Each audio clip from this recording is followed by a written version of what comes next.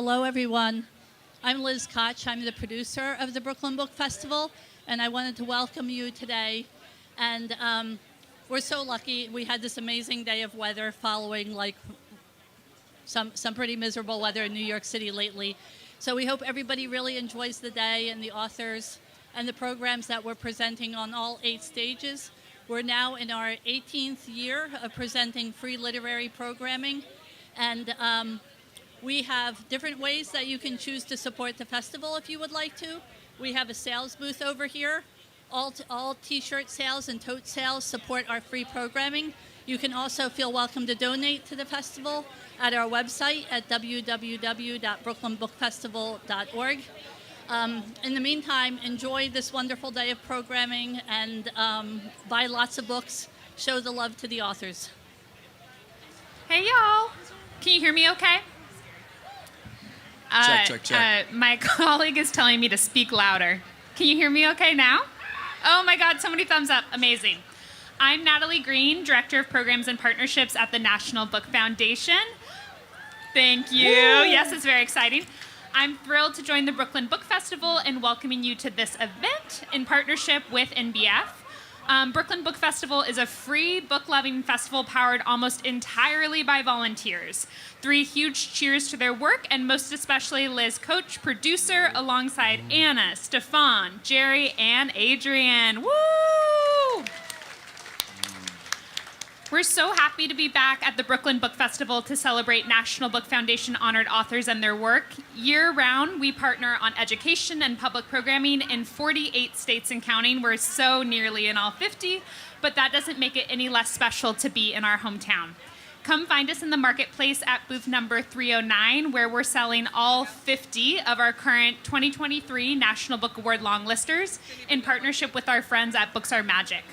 We're busy preparing for the National Book Awards ceremony on Wednesday, November 15th, which is in 6 weeks, but don't tell me that. And you're all invited to tune in online. You can register for the broadcast for free at nationalbook.org/awards. And now I can get to the good stuff for today's event. I have the enormous pleasure of chatting with 3 National Book Foundation 5 under 35 honorees, Nana Kwame Adjei-Brenyah, Alexandra Chang, and C Pam Zhang. You can applaud. They're phenomenal. Our 5 under 35 program celebrates, you guessed it, 5 incredibly talented debut fiction authors under the age of 35 each year. 5 under 35 honorees are selected by past National Book Foundation honored authors, and it's a surefire sign that we all can't wait to read what's next from them. And even better, today we get to gather with 3 folks to talk about exactly that, fresh off of their second books. We're going to hear some brief teasers from their new works, chat, and I promise to try to save at least 1 or 2 audience questions time for you at the very end before we scurry over to the book signing, which is over to our right. We're at signing table E with thanks to Greenlight Bookstore. I'm almost done talking, I promise, but I'm really briefly going to read their illustrious bios. Nana Kwame Adjei-Brenyah is the author of the best-selling short story collection Friday Black and the novel Chain Gang All-Stars, which is a current longlister for the 2023 National Book Award for Fiction. His work has appeared or is forthcoming in numerous publications, including Guernica, Compose, Printer's Row, and Breakwater Review, where he was selected by ZZ Packer as the winner of the 2nd annual Breakwater Review Fiction Contest. He is from Spring Valley, New York.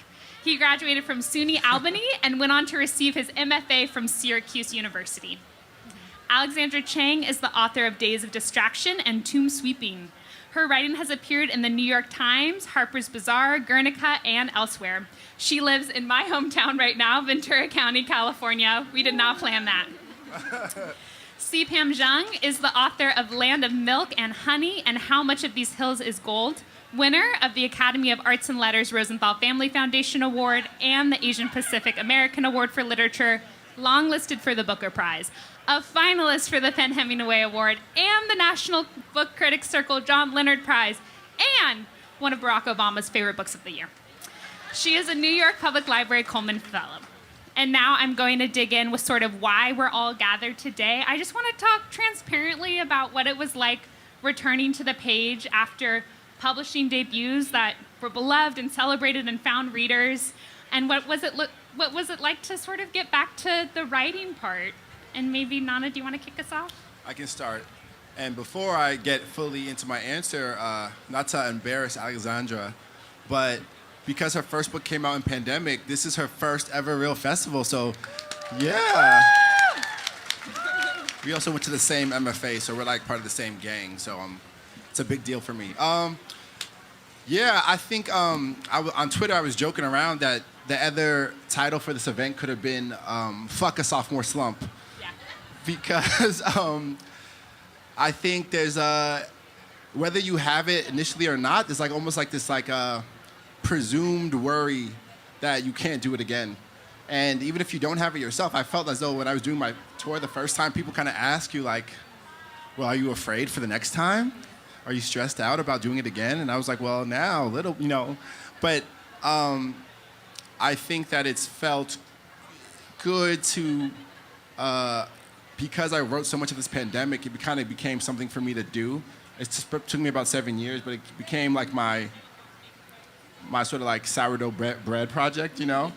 And working on something every day during that difficult time made it sort of just like this consistent thing for me that was outside the context of perceived failure or otherwise in the context of the first book. And so I just let it be. But it was very cool to have it out in the world finally, because in the back of your mind, there is that fear, that stress that maybe I, you know, won't be able to do it again or something. Because it's a crazy thing to do, to write a book at all.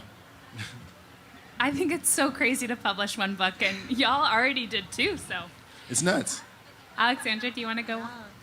So I think my experience is slightly different because I did write half of the book before the first book came out. So my second book is a collection of stories, and a bunch of them are older. I think the oldest one I wrote 9 years ago, and I think returning to the page, both to edit these older stories and to write new stories after the first book, I felt like just like a different person. Not only because the first book changed me, but because the years of time that had passed changed who I am as a person and as a writer. So definitely can relate to like the fear and the anxiety of putting a second book out, because that first book, there's so much, I don't know, there's so much unknown. You don't know anything about the publishing process. You don't know anything about what's to come. With the second book, you've had that experience, and that is, for me at least, it felt almost like a little bit of a burden to know what was going to come and have more of that fear. But like Nana said, that's at the back of your mind, and returning to the page is like, I don't know, having that personal relationship again with your writing and having to put all of that external stuff out of mind. I think I just had to train myself to be a writer again after the first book. Yeah. And Pam, is this freshest for you? Pam launched last week and is here with us. Oh my God. Okay, can everyone hear me? Is this okay? Yeah, thank you all for being here in Brooklyn with us. For me, I think the best piece of writing advice I ever got, and one I thought about a lot when working on the second book, was write as if the world has ended and everyone you know and love is dead, which sounds like horrifically depressing, but actually I feel like that's the kind of privacy that I need to have when I'm writing a book and creating an entire world. And so I think that, you know, what's kind of both strange and delightful about having one book out is when it is successful and praised, as I think all of our books were, right? There's a little bit of a fear that jumps into my heart that, oh, is this all I can do? And so for me, my second book ended up being very different and very sort of like internal and of the body, because I was really interested in seeing if I could do something else. I think that more than anything for me, writing as a career is about not being bored. It's about finding whatever that source of joy is internally and just pursuing it. It's been fun to see how that has changed. And as I work on, you know, other books, to think about what I very much respond to what Alexandra said about being a different person, and just being like, who am I right now and what am I interested in at this moment? Oh, I love that. Nana, do you want to do us the honors of Fuck the Sophomore Slum and read us some of your novel? Absolutely. I really like what Pam just said about like not being bored, and I love one of the cool things about the second time around is the work doesn't let you like find itself do the same tricks you used the first time, you know. So you're almost forced to be a different person or have a better eye or a different eye, and so it's one of the really fun things about this whole writing thing. Actually, I'm gonna read from the middle of my new book. It's a chapter from the point of view of someone who's spent some time or is in the middle of spending time in solitary confinement. It's kind of a downer now that I'm thinking about it. But then so is my entire writing career. Like everything I've ever written is sort of a downer, so. This chapter is called Simon Craft. I'm not gonna read the whole thing, but I'll read a piece of it. There's a bed and a shit tin. Dark in here most of the day, but they glow in my brain. The hole is black. I only see when the door opens. The door opens one time a day. I sit, sleep, sing, flex, breathe, stretch, shake, cough, shit here. Here is where I come apart. 100 days ago, they started to kill me again. I've died so many times. Now I must be unkillable. I am the undying. It's a hard, wonderful life. 117 days ago, a man didn't like me. I killed a man 117 days ago. They threw me in. Don't ever count, but you have to count. Nothing lasts in the hole in hell, but to pass the time before whatever is next, I lick the floor and taste my own sweat. This body can't be killed. This body is stronger than it was before. I press the earth down every morning. I press it down first 200 times. Now, I press it down more times than I can count. I can't do many numbers anymore. I count to 24, and it's hard for me to remember what comes next. So I start again. Do it again. Do it again. It's hard for me to think of words that start with the letter J. You never know what will leave. Justice. I'm still here. Jelly.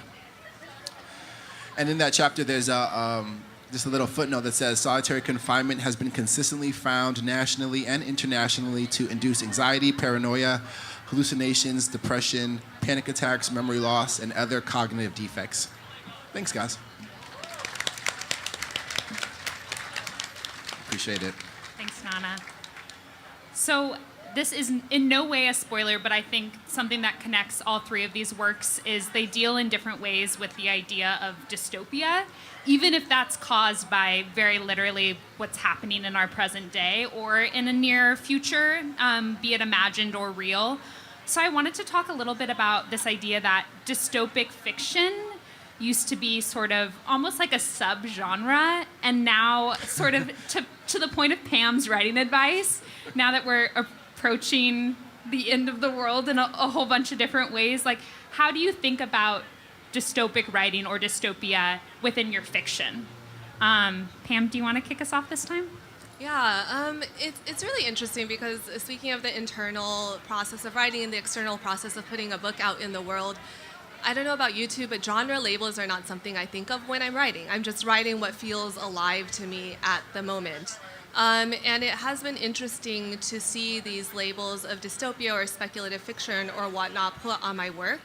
And I do think that there is this question to me right now today in contemporary literature of like, what does it even mean to be speculative fiction or dystopia? Because I think like what is happening today is so often outside the realm of imagination or just like so far at the edge that I think what dystopic fiction can help us do is it might take us like one half step beyond what's happening today. And through that distance, we are able to see how messed up the systems we currently live in are. Sort of, it causes, because I think when a mild dystopia is the water that we sort of swim in every day. You need that kind of distance. You need to say, wait, if this is a path we're heading on, and it might get this bad one day, what when we look at the world that we're currently in? Did you say mild dystopia? Mild dystopia. I love that. I'm gonna put that on a T-shirt. That's so good. Everything Pam said, 100% for me. I also write, and I don't really think much of genre labels, and I'm not even aware of them, to be honest. The first time I saw the word speculative, which I know now because I see it so much, but it was in a review for something of mine, Yeah. and I was like, how dare you, you know? And then I found out what that word meant, and I was like, oh yeah, that is me, I guess. You know, so but in terms of dystopia, dystopia is it's kind of everywhere, just depending on where you're sitting. I remember when Salvation City came out, and that's like a dystopic novel about like pandemic that plagues the planet or whatever. And if I would have told you for 2.5 years we're gonna have to do everything over Zoom, you know, it would have been like a dystopic story. And let alone all the different various injustices that we see at every turn of our current civilization. I think that working in what people identify as dystopia means that we're paying particular attention to like the suffering that is avoidable and reminding us that we can do better in these things that we sort of take for granted, whether it be in sort of climate things or in my case, I was speaking a lot about the prison industrial complex, which is a great exporter of suffering, but reminding us that this great suffering is here right now, as opposed to like there's something far off in the future. And I feel like we're all sort of interested in doing that kind of thing. Yeah. I do think my work tends to take place in the now. So the now of mild dystopia is definitely what I'm interested in capturing. I do like what Nana and Pam are both saying. We live in a dystopic society. We have so many, I don't know, social harms that are in the world. And for me in fiction, what's important is capturing how these forces affect individual people. And a lot of my fiction is about ordinary people who are living very ordinary lives, who are struggling because of something outside of their control, whether that's technologically based, whether that's something based off of their own background, who they are as a person, their class, their gender, their race. So I don't usually think of my fiction as dystopic. If we are classifying things as genre, I think of it just as capturing the very real pain that all of us live through. Do you want to read for us some of the pain? Yeah. So I Or the am happy going... things, if you want. No, it's dark. I don't think there's not much happy stuff. I mean, I was Same. at a recent event and somebody commented like, "Oh, your characters deal with so much disappointment and so much loss. Like, how do they escape disappointment?" I was like, I don't know. I honestly don't know. And oftentimes they go very interior to sort of escape whatever is outside. And the person asking this question was like, well, that's depressing, that the only way to escape disappointment is to go inside your head. And I was like, no, I mean, connection called being to a writer. people, yeah. Right, I'm a writer, fuck off. I mean, this is what I'm interested in writing, so that's what you get. I'm going to read from the first story, which is about a character who has lost her job. She's been laid off, and then she gets a house-sitting gig for a wealthy couple. The deck was my favorite feature, made of dark stained wood and wrapped along two sides of the house that overlooked the hills. At noon each day, I ate a lunch of nuts, a salad, and a stove-grilled vegetarian sausage from the market, a 15-minute drive down the hill, and afterward went out on the deck to tan. I made sure to apply the owner's tanning oil each time. I'd lie flat and still as a corpse in a bikini on the chaise longue, as the owners had called it, sometimes topless, sometimes occupied with a book pulled from the home's shelves. I'd turn my body a dozen times, imagining myself slowly cooking like an animal on a spit. I pretended this would be my life forever. Sometimes as I lay there, I felt as though I were dissolving, what distinguished my body from its surroundings melting away. Occasionally, the sensation frightened me, but most of the time I was relieved. I wouldn't matter anymore. I would no longer be matter. Always the feeling would pass, and I would return to my body and its boundaries. When I was done each day, I would take a photo of myself against one of the house's exterior walls, lines of sweat visible on my face. The house was the color of my skin, or close enough, a mauvey pink with undertones of brown. I wanted to document my progress of blending in. And on there. Thank you. And I'm a total nerd, so the story's called Unknown by Unknown. Ooh. And so I wanted to ask a nerdy craft question about how each of you as writers, like, what are your knowns and unknowns when you come to the page? Like, sort of what do you come first with, and then maybe what surprises you once you're there? Alexandra, do you want to kick this off? For me, I go to the page really wanting not to know what's going to happen. A lot of the pleasure of writing is discovery and not knowing where a sentence is going to lead, where a story is going to go. So oftentimes I'll have a voice or a line of dialogue or just like an idea of a scene. Like this story did start with this image of a woman tanning on this deck, and I didn't know what was going to happen. And as you've read the story, it takes like a dark turn into horror, and that for me is the fun. Yeah, I really don't want to know where a story is going to lead. Nana, what about for you? I agree that I try my best to let the story and the characters in particular let me know where it's going to go. But what I usually have is like a general premise, like a situation or like a sort of context that's usually not super fun, and like kind of pressing down on my characters, putting pressure on them.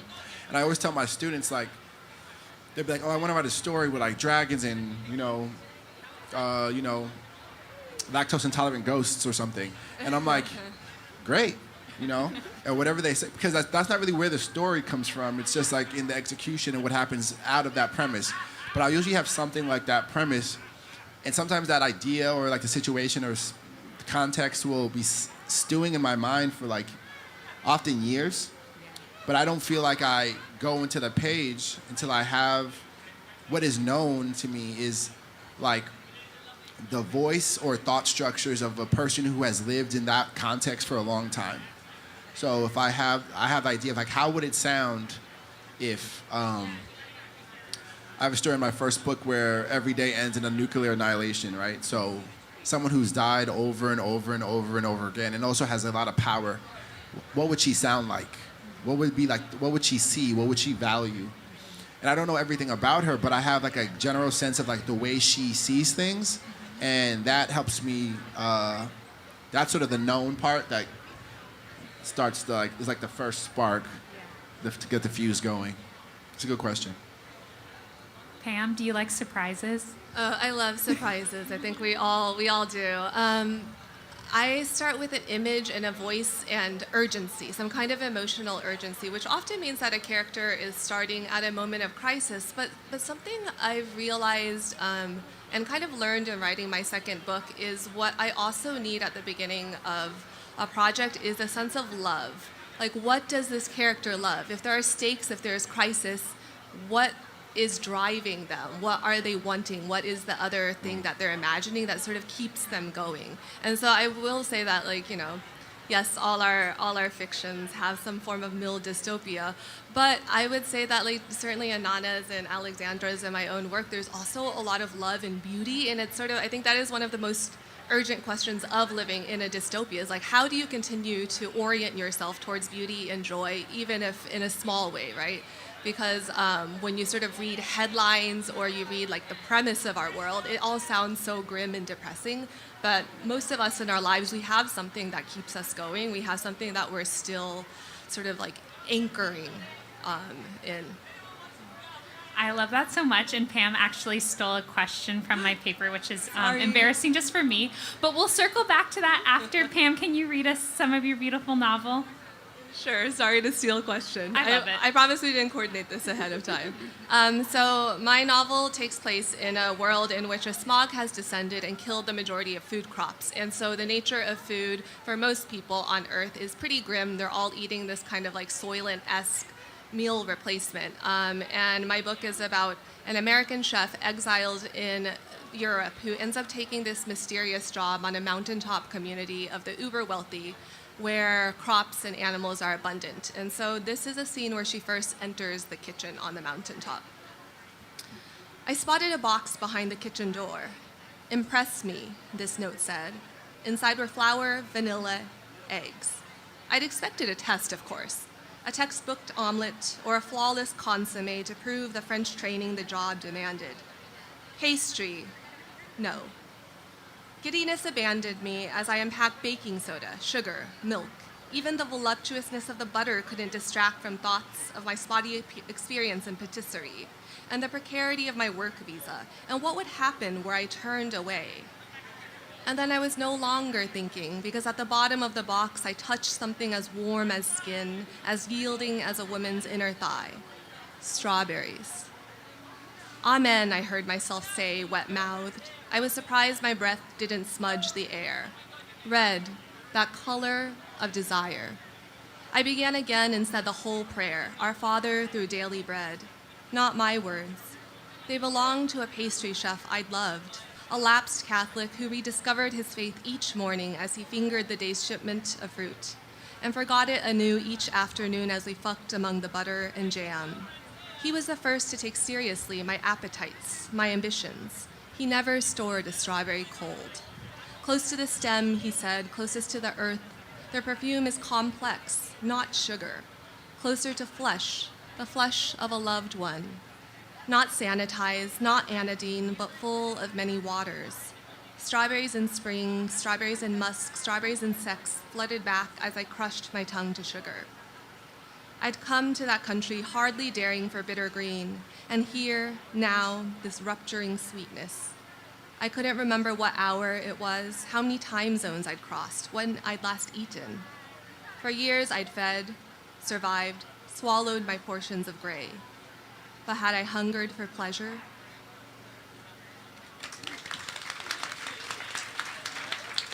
Oh, so good. I want to talk about strawberries and sex. And to go back to Pam's question, I want to talk a little bit about there's so much desire and love and tenderness amidst the hardness of all of your work.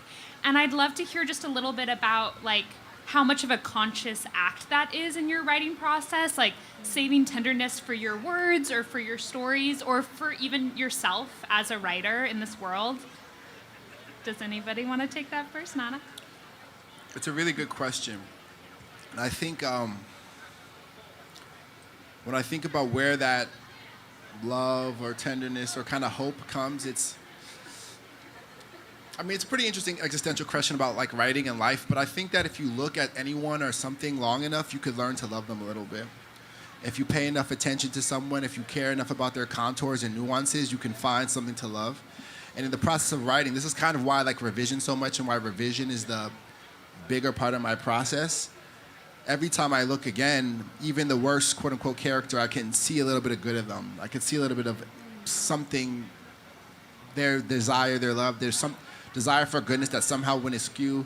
And by every time you revise, you're sort of infusing love again and again and again. And so to me, I don't know if it's exactly conscious. I think I hope that when I'm my highest self, I tend towards love and hope. And I think through writing and through revision, I try my best to like channel that part of me. But I think it's a product mostly like materially from that revising and being willing to look again and see like where I was a little bit limited, where I was a little bit generous, where I could have shown a little bit more care. And over years of doing that, the whole thing rises to a more loving kind of place, I think. And so I think it's conscious because I think at this point I understand that's what happens, but it's not like, I don't know if I'm ever like, or I know I'm never like, well, let me be like 20% more loving here. But it kind of just happens as part of the process that I've adopted. It's a good question. I love that. Alexandra? I'd say I'm semi-conscious of it. The characters who I'm drawn to writing, or the voices that I'm drawn to writing, typically are people who I, even if they're made up, have a lot of love for. I don't know that I necessarily want to write characters who I don't have any love for. And it's like what you're saying, Nana, where you probably, the longer you look at someone, the longer you spend time with a character or a person, the more you find these qualities in them that are worthy of love. But there is this, I don't remember who said this, but somebody said, write about what breaks your heart. And I think that is what I gravitate towards. And the idea of like something breaking your heart means that you have love for whatever that situation is. And it's just a love that hurts, I guess. And I think Pam talked about this too, Nana, you talked about this, like writing stories that are dark, that have pain, that have like loss, that have grief. It's not, I don't know, that doesn't exist without like the other side of the coin, without pleasure, without love, without hope. And that's why we experience like both of those two contrasting emotions. And it's important for me to have those in my stories. It can't just be like one emotional note. So that's how I think of it. I think it comes in through revision, but it also comes in through living life. It like naturally comes onto the page. Yep.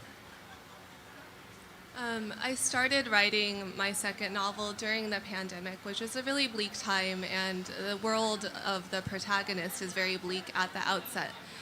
And I became really bullish with the realization that, it sounds so cheesy to say, but love and joy and beauty are essential, right? I think during the pandemic, we all had this, as a society, had this watershed moment where we realized that even if we had what we then call the essentials, like our health and a shelter over our heads and food to eat and water to drink, that wasn't enough, right? Being separate and having those essentials wasn't enough. So I do think love is essential. And I really respond to this idea of it coming out in revision. I was sort of thinking back through my own revision process after Nana said that. And I think that's true. Like, you need to be able to see all your characters in their wholeness.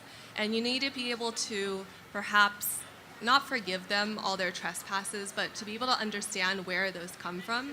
And certainly on the page, and I think increasingly in life, attention is a form of love. I think attending to something and to someone is like the greatest form of love, being able to see them and acknowledge them. And I actually think that is one of the joys, actually, of writing dystopian or dark or grim fiction as well, is it gives the reader and the writer that particular strange pleasure of being like, I see myself and something of my experiences, something of my sorrows reflected on the page, and seeing that is a little bit healing already.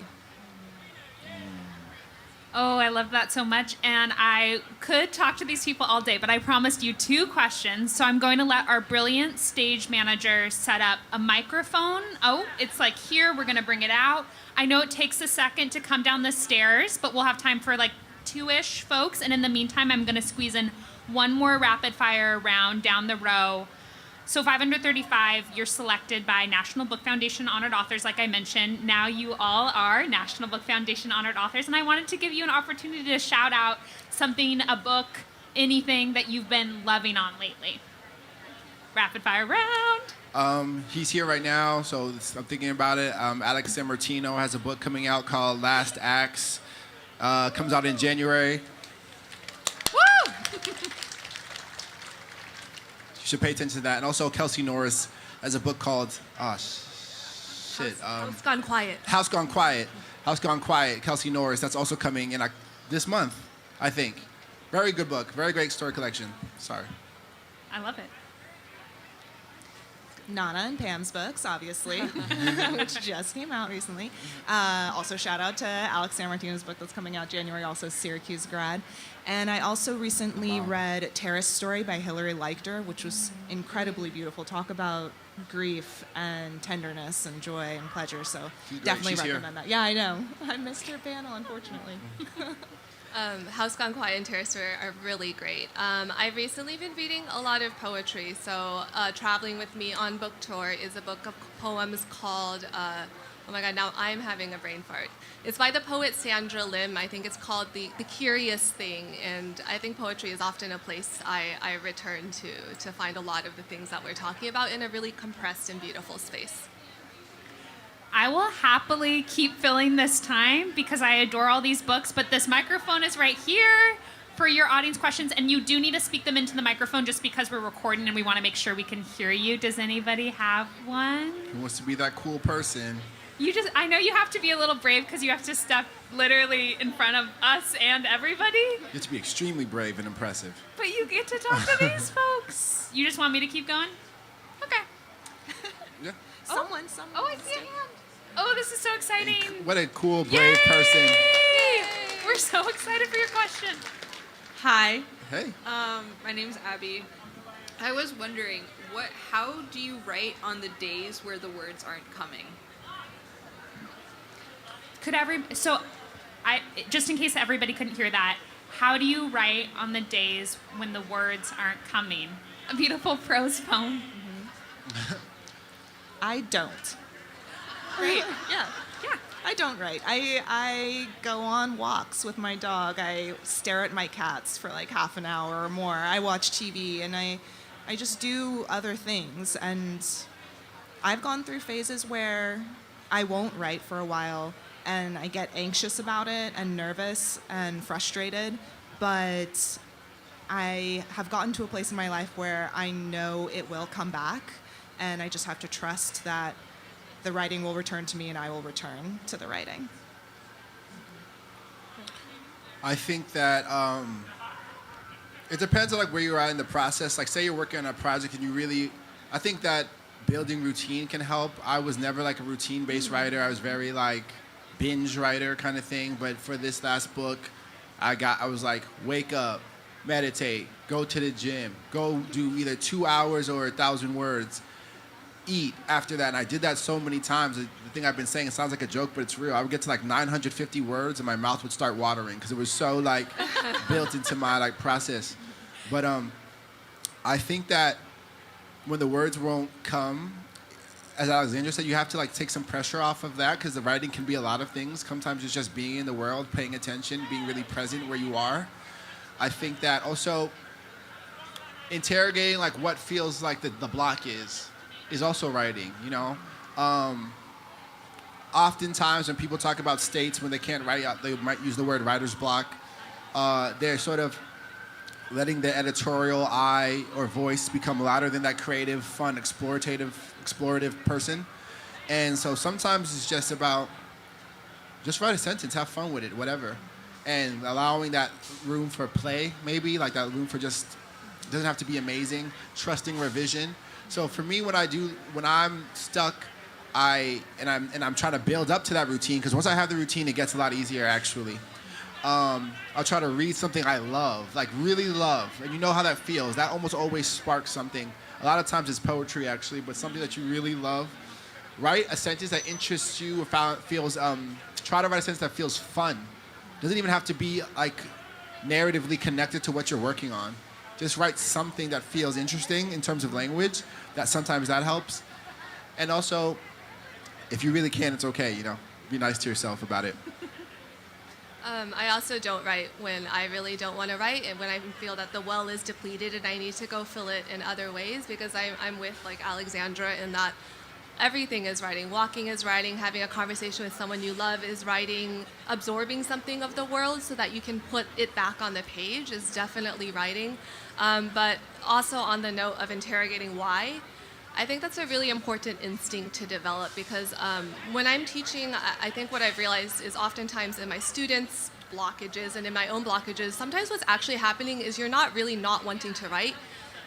what you're actually feeling is a reluctance to write what you think you should be doing next. Yes. It might be because Yes. you're like, and it might actually be that you shouldn't be writing that anymore. If you've gone to a place where you're like, I'm bored and it feels like stifling and it feels like dull to like write the next scene where they make up after the fight, maybe you don't want to write that scene. Maybe you want to do something different. Maybe you want to erase the scene before. I think that the idea of finding what is exciting and not knowing and trying to bring that to the page is really important if you are feeling blocked. Word. Here I go. I'm asking another question because I don't see. Oh, I see somebody brave. Are you going to make your way to the microphone for us? Oh, a hero! Da, da, Yay! da, da, da, da, Wow, da, this da. audience is It's so like Price is supportive. Right. It's amazing. I love it. Hi. All of you talked about kind of how you're different people now from when you began writing. And I was curious, as you age, are the things that are important to you different, and how does that show up in your writing? Could everybody hear that one? Okay, cool. I think I feel like I'm trying to like think of a concise version. But yeah, as you grow, so much changes. But to me, the biggest like change, or the thing I've noticed the most, is like when I first started, there's a very like, I'm sad and look at me. And just me, you know, and like my life is hard, and I am the one who has this anxiety, and it's very special and particular. And then as I sort of continued writing, it starts becoming sort of depersonalized. Even as I get more, as I started interrogating my own thing even more, I start seeing like, wait, this is like some of my issues that I think are just me are actually like products of systemic problems, but also like the absence of community problems. And basically, I guess I started to see like through pain or whatever suffering that you're interrogating through your writing, it starts to go through like the portal of you and become everyone. I don't know how to say it. It becomes like the world. I don't know. And so like I think like the biggest macro feeling is that like my suffering and someone else's suffering are like connected in this really real way. And it became, even if I'm focused on myself or not, I found myself connected to this sort of like communal thing. So that exists materially in the actual writing in a lot of different ways. But, and then also I think I just got more comfortable being myself. For a long time I really resisted like the impulse towards humor, which is how I sort of like make my value in a room or something. I think I thought I had to be a serious writer. I couldn't be funny. I thought to be a serious writer, I had to be very like, use words that me or no one I know ever uses. And I let go of some of those things. And I think I started to feel more comfortable with, for better or worse, this is the kind of stuff I write, and just rolling with that. It's a good question. Yeah. I feel like I put, oh, there you are, Davey.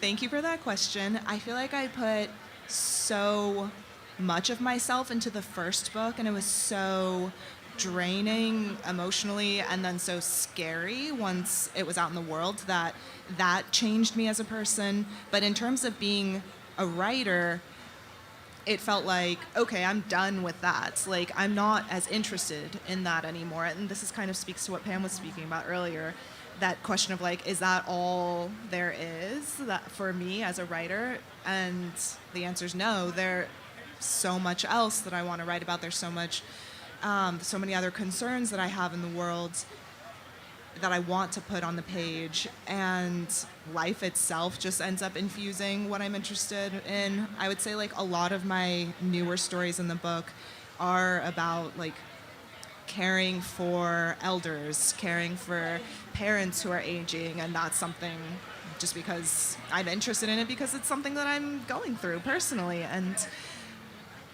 I think as writers and as people, life is constantly altering our perceptions. We're constantly going through these different transitions, and that is what I'm hoping like I will just carry with me as a writer and be able to continuously explore. I've said at other events like it's not limited to like a certain time period in our life. My first book is very much about like a young woman in her 20s, and of course that's a tumultuous time.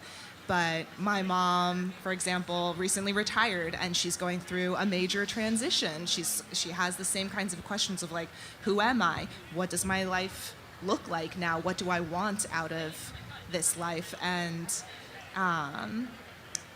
so the questions that I'm interested in exploring in my writing are similar, but the concerns and the ways that the characters are being depicted is different, I guess. Yeah. I don't have as lofty of an experience as you of like me versus the community. I think I just, like you said, like want to roll with what I'm interested in, where the energy is, and not try to resist the impulses that I have, even if they're changing. I felt very attacked by Nana's depiction of a younger writer. It's like, I'm so special, look at me. I think that's something I've definitely like grown past. I think that increasingly when I get to the page, my ego goes somewhere else. Like the best feeling when writing is when you disappear and you're just like in the flow of the words and that character and that experience. And so as I sort of like open myself up to those channels of emotion, I think what's happened is I've become a lot more earnest and a lot less afraid of sentimentality on the page. I think that as a younger writer, and I think I see this in many like younger writers, this kind of immature stance of needing to be smarter than the rest of the world, needing to see things more sharply, and needing to have like almost like a cynical special take on the way things are, right? But especially in my second novel, just on that discussion topic of like sort of writing love on the page, I'm less afraid. Like if this is a scene that has a lot of emotion, I'm going to sit there and I'm going to dwell on it. And yes, maybe there's a risk that someone may find that extremely cheesy or cliched, but I don't want to be afraid of that. I don't think that's something you can have in your head when you're writing. Amazing. So I think that's what it is. It's just like, no egos, guys. That guy could also be up here on center stage. So this earnestness, I think, is the thing that I've seen change the most. Okay, I loved the skateboarder so much because I want to do one more rapid fire round around play, which I think was this beautiful idea that came up from the first audience question. And all of these books sort of delve really deeply and beautifully and strangely into specific topics, whether it be like nanny cams or delicious food or not delicious, like gray spongy food or reality TV shows. And I just want to talk about like, what was your favorite research rabbit hole that you embarked upon for this most recent book? Or maybe a new research hole from a new project you're working on. I don't know. Nana? I started looking, this is not for this project, I started looking up all the nocturnal animals in Australia, and they have the weirdest fucking names, you guys. I'm not even going to say them, they're so ridiculous. Just Google like nocturnal animals in Australia and start reading, and you will start laughing. Say unintentional research hole, maybe just like general life, I don't know, activity that I do is watch a ton of dating reality shows, probably What's too your many. favorite? Yeah. Oh, Love Island. Probably Love Island, but I'm on a Love is Blind kick right now. I had to cut myself off from Love Island because I would watch it before I fell asleep. And I'm insane. And so anytime there was a conflict mid-episode, which is how you craft a reality television show arc, I couldn't stop watching until the conflict was resolved, which was never at the end of an episode. It would end on a cliffhanger. Yeah. And then So I another would one. just watch all night long. So I can't watch it there are anymore. endless versions of endless this show. content, Yeah. Nana, what about you? For this last book, there was so much research, and I feel like this answer isn't that fun, but it's just something that was interesting to me. I had to go to a lot of like law stuff, like legal research, and there's a paper called it's a corporate law paper called "What is the MBA?" And it was really interesting because really interesting to me. I'm like super interesting. Everyone's like, because the MBA is like a very interesting corporate structure. Hey, it's Josie. It's my publicist. Because it's not like one company, but they're also not like like the NBA is several companies that aren't in a very clearly defined connection with each other, because there's a governing board, and it just doesn't operate like many other companies do. And so this paper like explores what it was, and that was just really interesting to me because I had like a similar structure in the book with the different prisons or whatever. So I was trying to think about how that could work. And anyways, for me, it was super interesting. We find it interesting too, Nana. Okay. You don't have to lie. It's okay. Sadly, that is the appreciate end it. of our time. Please buy these beautiful books. They are so, so good. I could hand sell them all day, but don't make me. We're going to be signing right next door at Signing Table E. Come say hi, ask your questions with less pressure, and get your book signed. Thank you all so much for coming, and thank you all. Thank you. Thank you, guys. Thank you. Thank you, guys.